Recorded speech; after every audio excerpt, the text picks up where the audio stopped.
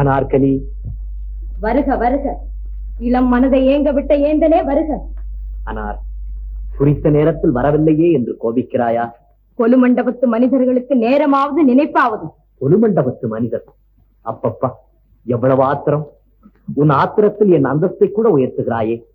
ஆனால் ஏழை சிப்பாய் நான் என்று ஏளனம் செய்கிறாயா? தெரியும் எனக்கு.